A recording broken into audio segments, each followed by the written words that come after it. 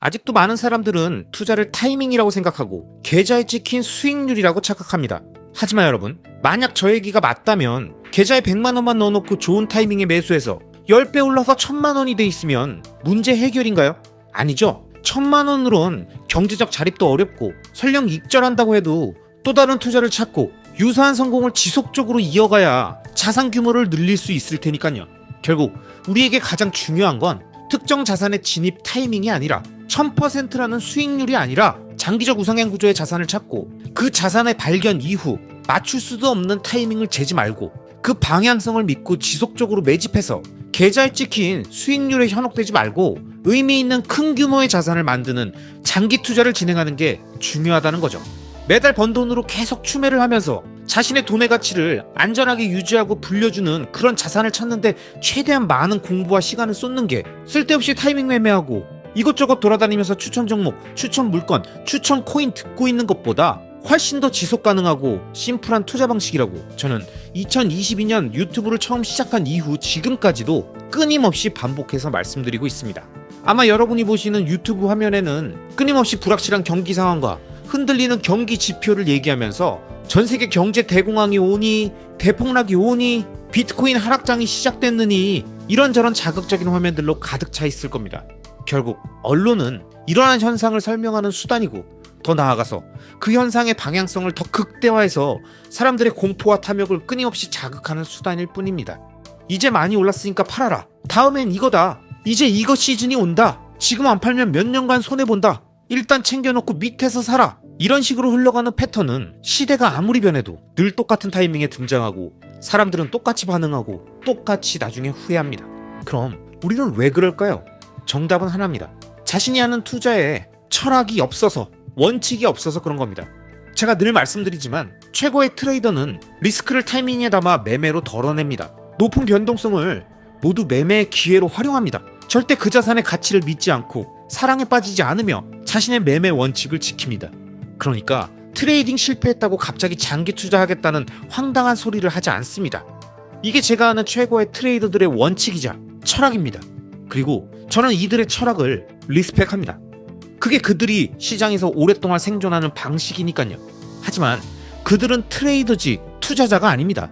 자, 그럼 제가 생각하는 투자자, 그 중에서도 장기 투자자들의 원칙과 철학은 뭘까요? 저는 늘 이 얘기를 여러 영상에서 끊임없이 반복해서 설명드립니다. 최고의 장기 투자자는 리스크를 시간에 녹여 수익으로 치환합니다. 높은 변동성을 모두 추매의 기회로 활용합니다. 장기적 우상향 자산의 가치를 믿고 공부하며 깊게 사랑하고 자신의 장기 보유 원칙을 지킵니다. 그러니까 장기 투자 힘들다고 조만간 하락할 것 같다면서 갑자기 사팔사팔하겠다는 황당한 소리를 하지 않습니다. 이게 바로 제가 생각하는 장기 투자의 원칙이자 철학입니다. 가끔 본인이 트레이더인지 투자자인지 헷갈리시는 분들이 많은데요. 제가 위에 설명드린 내용들을 보고 무엇이 자신의 성향과 상황에 맞는지 정확하게 파악하시고 한번 정하셨다면 절대 그 원칙과 철학을 깨지 말고 끝까지 유지하시기 바랍니다.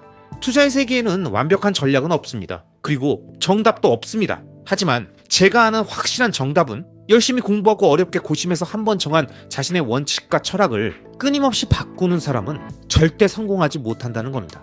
특히 트레이딩과 장기 투자 같은 시간의 개념을 완전 반대로 활용하는 전략을 왔다 갔다 하는 것은 한마디로 원칙과 철학이 없다는 반증이면 이러한 상태에서는 비트코인이든 그 무엇이 됐든 절대 투자에서 성공할 수 없기 때문에 이 투자 마인드셋을 계속 강조해서 드리는 겁니다.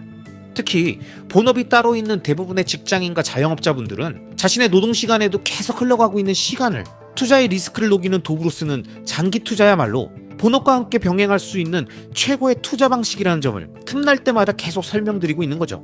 자, 그럼 본인이 직장인이나 자영업자고 장기 투자를 결심했다면 그 다음부터는 뭘 해야 할까요? 저는 늘 장기적 우상향 구조를 갖는 가슴 떨리는 자산을 발견하면 그 즉시 의미 있는 물량을 담습니다. 자신이 생각하는 그 자산의 가치에 부합한다는 생각이 들 정도로 의미 있는 물량을 발견 즉시 담는 거예요. 그리고 장기 투자를 시작합니다. 시작한다는 건 무슨 의미겠습니까? 바로 이때부터 지속적인 매집을 시작한다는 겁니다. 그 자산이 오르든 내리든 가격이나 타이밍에 상관없이 월 가처분 소득의 일부를 적립식으로 매수하는 걸 기본으로 하고 가처분 소득이 좀 더 남거나 보너스나 성과급 같이 이벤트성 자금이 들어오면 그 자금들도 조금씩 모아놓든 그때그때 사든 지속적으로 매수에 활용합니다. 아마 이 영상을 보시는 대부분의 구독자님들도 장기 투자를 시작했던 초반에 다들 잘하셨을 겁니다. 왜냐? 대부분 상승장에 시작했을 거고 계속 가격이 오르니까 모아가는 맛이 있잖아요. 그런데 오르던 가격이 마이너스 10%, 20%, 30% 조정을 보이면 그때부터 슬슬 걱정이 되고 더 좋은 타이밍에 매수할 수 있을 거라고 하면서 적립식 매수의 루틴을 깨기 시작합니다. 그래도 뭐 그러다가 조정 마치고 다시 상승하면 곧바로 추매하면 되니까 그럭저럭 그 흐름을 이어가실 겁니다. 하지만 그렇게 오는 상승장이 지나고 본격적인 하락장이 시작되면, 특히 비트코인처럼 변동성 큰 자산의 하락장이 오면 대부분은 적립 매수의 루틴이 하나 둘씩 깨지기 시작합니다. 왠지 모르게 점점 지금은 사기 싫고 조금 더 모았다가 사고 싶고 반등하는 거 보면 그때 사고 싶어진다는 거죠. 그런데 여러분, 아마 장기 투자하시면서 상승장과 하락장을 모두 다 경험해 보셨던 분들은 대부분 공감하실 겁니다. 이렇게 더럽게 사기 싫었을 때 계속 매수했던 게 결국 시간이 지나고 나면 진짜 알짜배기였다는 걸요. 이놈들이 조금 시간이 지나서 보니까 완전 좋은 가격에 매수해서 수량을 늘려준 효자 효녀였다는 걸요. 딱 이 경험 한 번만 갖고 계시면 그 다음부터는 그냥 반복입니다. 자, 마이클 세일러가 연설에서 언급했던 2020년부터 2024년까지 마이크로 스트래티지의 비트코인 매수 시점을 녹색점으로 표시한 그래프를 보여드립니다. 여기 나와 있는 것처럼 마이클 세일러는 상승장이었던 2022년에 처음 비트코인을 알고 매수를 시작해서 2021년까지의 상승장, 2022년의 대하락장, 그리고 반등의 2023년, 현물 ETF 승인으로 폭등했던 2024년까지 오르든 내리든 횡보하든 꾸준히 계속 매집했더니 결국 무슨 일이 생겼습니까? 비트코인만 계속 모았는데 4년 동안 전 세계 1위 시가총액의 엔비디아보다 주가가 더 많이 올랐죠? 이게 바로 장기적 우상향 구조의 자산을 정석적으로 대하는 가장 현명한 방식입니다. 그런데 2021년의 상승장에서 비트코인 수량 늘린다면서 고배율 선물 거래하고 알트 4848 하던 사람들, 2022년에 하락장 피하겠다고 중간에 팔고 아래서 더 산다던 사람들 중에서 실제로 현재 수량이 더 늘어난 사람을 저는 온라인이든 오프라인이든 본 적이 없습니다. 그렇게 스마트한 척 떠들던 사람들은 대하락장에 다 쓸려 내려가고 다시 찾아온 반등장과 상승장에 유일하게 웃고 있는 자는 기업이든 개인이든 꾸준히 지속적으로 매집했던 장기 투자자들 뿐입니다. 여러분, 이게 뭘 얘기할까요? 이것보다 더 좋은 교본이 있을까요? 그리고 이 사람들은 앞으로 상승장이 지속되든 하락장이 오든 어떻게 행동할까요? 이미 성공 방정식을 알고 있는데 어떤 행동을 할지는 답이 이미 정해져 있는 거 아니겠습니까? 이래서 실전 경험이 매우 중요하다는 겁니다. 그렇게 세 자릿수 이상의 수익률과 늘어난 수량을 갖고 앞으로 하락장이 오면 뭘 하겠습니까? 언론에서 뭐라고 떠들든 유튜브에서 뭐라고 호들갑을 떨든 절대 흔들리지 않습니다. 왜냐? 자신이 믿는 장기적 우상향 구조의 그 자산에 대한 강력한 믿음과 신뢰, 깊은 이해를 바탕으로 어설프게 떠드는 언론 뉴스와 기사, 유튜버들의 호들갑에 전혀 동요되지 않기 때문입니다. 그리고 그런 마인드로 지속했던 지난 4년의 결과가 자신의 수익으로 증명이 됐기 때문에 어떤 상황이 오든 지속적으로 모아가는 것만이 최고의 투자 방식이라는 걸 몸으로 습득했으니까요. 이분들은 지금도 제 영상들을 흐뭇한 마음으로 편안하게 듣고 계실 겁니다. 마치 쉬는 날 오전에 커피 한잔 하면서 라디오를 그냥 틀어놓은 것처럼 아마 그런 느낌이시겠죠? 저는 유튜브를 하면서 한 가지 바람이 있습니다. 뭐냐? 최대한 이 채널의 영상들을 보시면서 이제 막 투자를 시작하신 많은 초보 투자자분들, 투자 경험은 많이 있지만 이제 막 장기 투자로 전향하신 분들이 앞서 설명드린 장기 투자자분들처럼 장투 기간이 4년 5년이 지나서 흐뭇한 마음으로, 편안한 마음으로 제 영상 보면서 멘탈 부여잡지 않아도 되는 그런 상태로 최대한 많이 진입하셨으면 하는 겁니다. 그럼 얼마나 좋겠습니까? 구독자분들 개인 차원에서 부유해서 좋고, 국가 차원에서 부강해지니까 좋고, 많은 분들과 함께 채널도 성장하니까 저도 좋고, 그런 밝은 미래가 우리를 기다리고 있지 않을까요? 상대가 잃어야 내가 얻는 제로섬이 아닌 모두가 성공할 수 있는 이 투자의 길에 올해도 많은 분들과 만나 뵙고 함께 할 수 있기를 바라면서 앞으로도 계속 좋은 영상으로 우리들의 장기 투자 여정에 늘 함께 하겠습니다. 우리가 투자를 하다 보면 누구나 한 번쯤 꼭 이런 얘기를 하게 됩니다. 왠지 올라갈 것 같았는데 이럴 줄 알았으면 좀 더 담아둘 걸 그랬네. 이거 뭐 괜히 쫄았네. 야, 하루에도 가격이 이렇게 요동치는데 이걸 어떻게 들고 있냐? 아니, 다 좋다 이거야. 근데 규모가 커지니까 하루에도 무슨 몇 천이 왔다 갔다 하는 걸 이걸 도대체 어떻게 들고 있냐고. 대부분 변동성 큰 금융자산을 모아가고 있을 때, 이제 막 그 자산을 조금씩 알아가고 있으면서 투자를 하고 있을 때 주로 이런 이야기들을 많이들 하시는데요. 이건 한마디로 갑바가 없어서 그런 겁니다. 강한 심장과 단단한 가슴 근육이 있어야 자신의 투자 규모가 커지는 걸 감당할 수 있는데, 본인이 현재 감당할 수 있는 수준보다 더 무리한 규모로 투자를 했거나 무리한 레버리지를 사용해서 시간에 쫓기고 있으면 지속되는 가격의 급등락에 무조건 일일비하면서 완전 정신을 못 차리게 되는 거죠. 자신이 감당할 수 없는 투자 규모, 감당할 수 없는 변동성, 감당할 수 없는 레버리지는 자신의 인내심을 떨어뜨리고 시간 선호를 급격히 높이면서 조급하고 불안하게 만드는 겁니다. 결국 준비가 안 된 사람은 인생의 어느 특정 순간에 아주 잠깐 위대한 자산을 많이 가지고 있었더라도 결국은 본인 그릇에 맞게 모두 다 날아가 버리고 그만큼만 남게 되니까요. 그런 왕년의 내가 말이야 식으로 이야기하는 건 아무 의미가 없다는 거죠. 그렇기 때문에 장기적 우상향 구조의 자산에 오랫동안 투자하면서 복리의 마법을 통해서 큰 규모의 자산을 만들어가고자 하는 우리 장기 투자자 분들이라면, 위대한 자산을 오랫동안 보유하는 것이 단순히 리스크를 시간에 녹이기 위한 것뿐만이 아니라 오랜 기간에 걸쳐 급등락을 반복하는 자산이더라도 한 사이클이 지나가면서 남긴 안전마진이 차곡차곡 쌓여가면서 그 시간의 누적에 맞춰 그 자산을 보유할 수 있는 자신의 그릇, 즉 자신이 최대 보유 가능한 금액이 점점 증가하는 걸 경험하셨을 겁니다. 처음에 몇십만 원, 몇백만 원만 빠져도 어질어질하다가 어느 순간 몇천이 왔다 갔다 해도 무덤덤해지는 순간이 오고, 그러다 결국엔 몇 억이 오가는 변동성 앞에서도 전혀 동요하지 않고 평정심을 유지하는, 앞서 제가 말씀드렸던 강력한 심장과 갑바를 장착한 큰 그릇의 사람이 돼가는 거죠. 오늘은 이와 관련돼서 제가 좋아하는 머니코치인 보도 셰프의 책 멘탈의 연금술에 나온 부자의 그릇, 빈자의 그릇에 대한 내용을 여러분께 소개해드리고자 합니다. 그럼 이 챕터에 어떤 이야기들이 나오는지 지금 바로 함께 들어보시죠. 근본적으로 삶에는 두 가지 길이 있다. 그중 하나는 평탄한 길이다. 대부분의 사람들이 선택하는 이 길을 걸어가면 어디에도 도달하지 못한다. 넓고 평탄한 길은 사람들에게 이렇게 약속한다. 이 길은 무난해. 걷는데 별 문제가 없을 거야. 하지만 이는 뻔뻔스러운 거짓말이다. 문제가 없으면 사람들은 약해지기 때문이다. 작고 약한 사람들의 눈에는 실상은 사소한 문제더라도 아주 크게 보인다. 즉, 길은 무난하고 쉽지만 그 길을 걷는 사람은 점점 약해지고 만다. 그래서 평탄한 길임에도 사람들은 끊임없이 중도에 포기한다. 또 다른 하나는 성공으로 가는 좁은 험로다. 이 길을 선택하는 사람들은 많지 않다. 하지만 이 길의 약속은 솔직하다. 걱정들을 통제하는 법을 익히고 포기하지 않고 문제를 해결하면 너는 부자가 될 거야. 이 약속은 진실하다. 부자로 가는 길은 평탄하지 않다. 여러 가지 위험과 문제들이 도사리고 있고 처음부터 끝까지 이 길은 가파르다.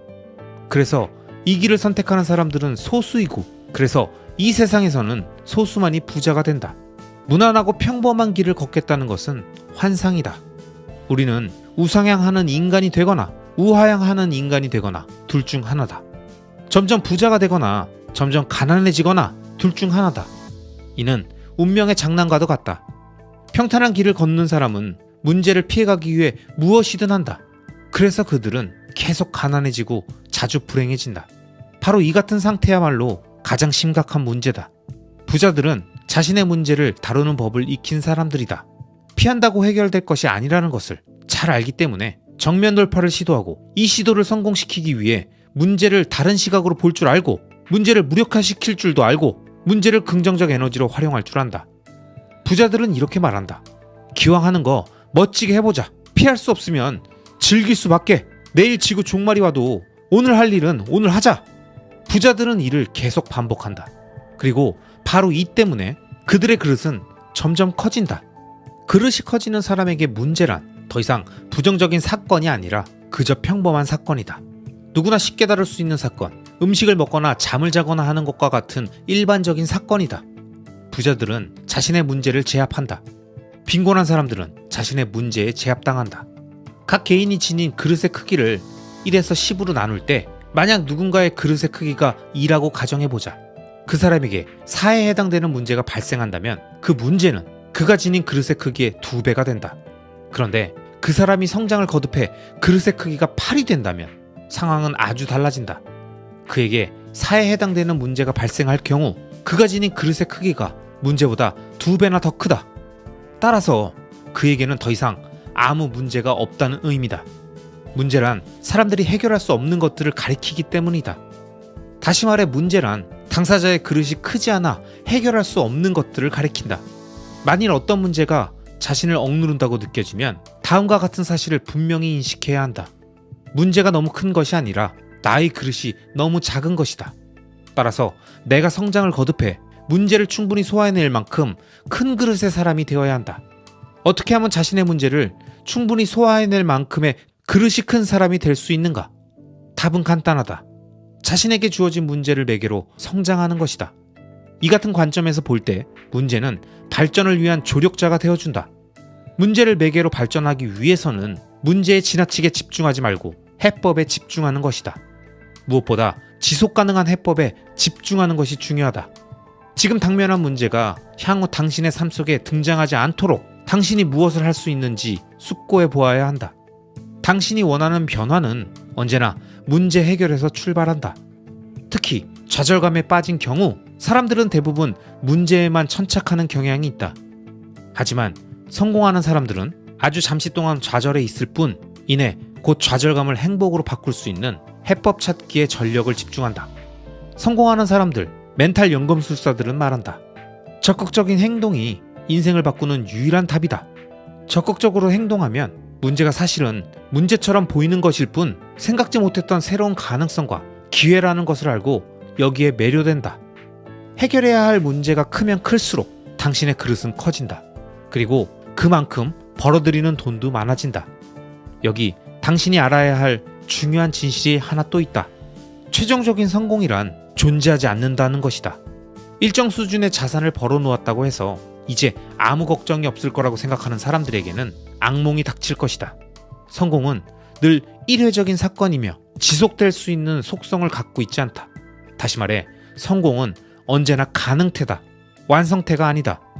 예를 들어 로또 복권 당첨자들은 자신이 소화해내기에는 너무 큰 문제와 갑자기 마주친 것이다.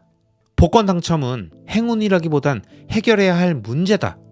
하지만 감당하기엔 너무 큰 문제라 당첨자의 80%는 당첨금을 수령한 지 2년 안에 모두 날리고 만다.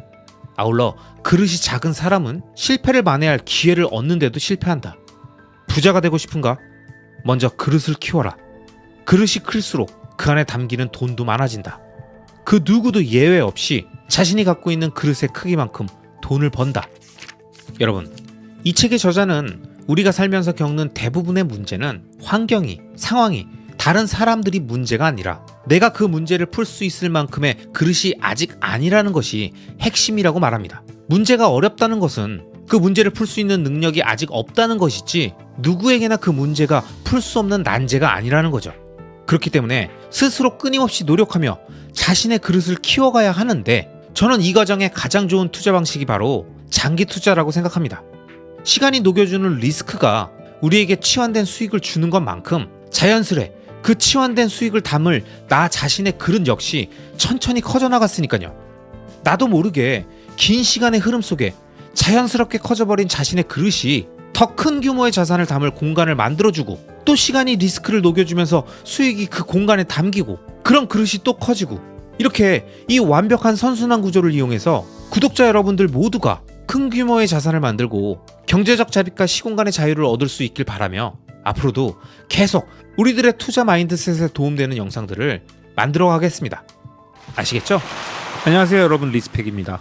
오늘도 즐거운 하루 보내고 계신가요? 매일 바쁜 일상 속에서도 우리는 더 나은 미래를 꿈꾸며 투자 공부도 하고 파이프라인도 만들고 사업가로 나아가기 위한 준비를 끊임없이 하고 계시죠? 우리 주변에 누군가는 가끔 이런 얘기를 합니다. 야, 투자가 한다고 실력이 느냐? 개미는 뭘 해도 기관이나 세력한테 털리게 되어 있어. 어차피 그거 해봐야 얼마나 번다고. 퇴근하고 또 책 보고 공부하고 돌아다녀.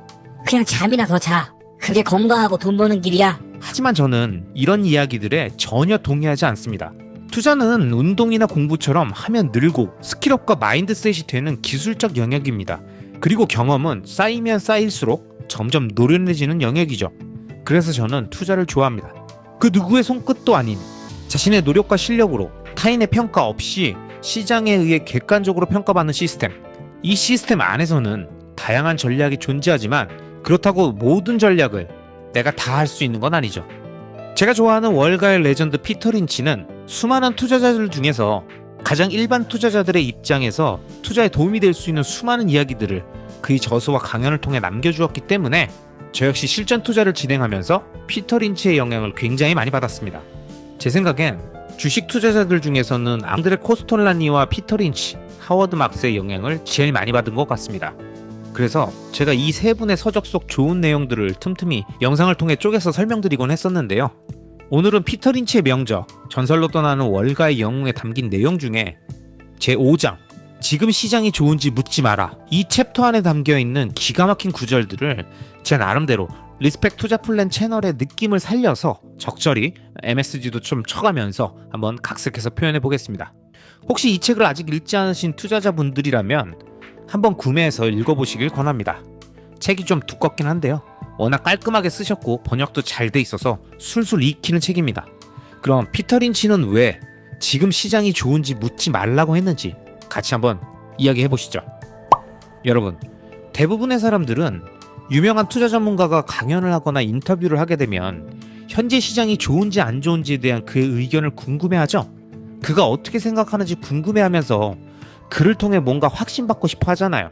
그런데 우리가 명심해야 하는 건 주식시장을 예측해야만 주식으로 돈을 버는 게 아니라는 겁니다. 즉, 시장을 예측해야만 돈을 벌 수 있다는 게 아니라는 거예요. 피터 린치도 만약 그런 식으로 해야 돈을 벌 수 있었다면 자기는 한 푼도 못 벌었을 거라고 말했었습니다. 실제로 투자를 하다 보면 수많은 하락장, 대하락장을 경험하게 되지만 맨날 시장을 예측하고 있던 그 수많은 사람들 중에서 정작 대하락장이 올 때는 그 누구도 경고한 적이 없다는 겁니다. 그러니까 피터 린치 같은 경우도 대하락장을 당연히 예측하지 못했는데 중요한 건 자기만 예측하지 못한 게 아니라는 겁니다. 어차피 가장 중요한 순간엔 거의 모든 사람들이 예측에 실패하는데 시장을 예측하는 게 무슨 의미가 있냐는 거예요. 그리고 진짜 중요한 건 만약 수많은 사람들이 대하락장의 예측에 성공했잖아요? 그럼 그 사람들이 주식을 다 팔았을 거 아니겠습니까? 그럼 그 사람들의 매물 때문에 하락장은 훨씬 더 빨리 왔을 거라는 겁니다. 예측에 맞춰 하락장이 왔다는 것 자체가 대부분의 사람들이 예측을 못한다는 반증이라는 겁니다. 우리가 주로 착각하는 건 이런 거죠. 주식시장의 움직임은 어떤 면에선 경제 전반과 관련이 있으니까 사람들은 인플레이션이나 경기 침체, 호황이나 불황, 금리의 방향 등을 잘 예측해서 시장을 간파하려고 하겠죠?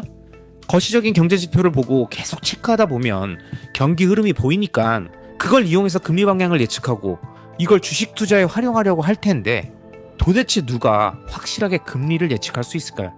미국에만 6만 명이 넘는 경제학자들이 월급을 받으면서 금리와 경기 침체를 예측하고 있는데 만약 이들 중에서 누군가 연속해서 딱 2번만 정확하게 금리를 예측할 수 있다면 그 사람은 백만장자가 되어 있을 거라는 겁니다. 그럼 이미 은퇴해서 편안하게 휴양지에서 휴식을 하고 있어야 할 텐데 그들 중에 대부분이 계속 일을 하고 있다는 게 뭘 의미하는 걸까요? 바로 금리를 예측하는 게 그만큼 어렵다는 겁니다. 그러니까 거시경제를 분석하면서 금리의 방향과 그에 따른 주식시장의 흐름을 예측하려고 하는 건 대부분 쓸모없고 의미 없는 시간 낭비일 가능성이 높은 거죠. 그렇기 때문에 대부분의 투자자들은 대하락장을 전혀 예측하지 못하고 투자자 10명 중 8명 정도는 대하락장 막판에서 반등이 시작돼도 데드캣 바운스라고 폄하하고 다시 하락이 온다고 단언하며 비관주의가 극에 달하는 모습을 보입니다. 그런데 금융시장은 딱 이 시점부터 이들에게 복수를 하듯 반등을 시작하고 갑자기 세상이 제대로 돌아가게 된다는 겁니다. 분명히 정상이 아닌 시장이었는데 갑자기 모든 문제가 해결된 것처럼 움직인다는 거예요.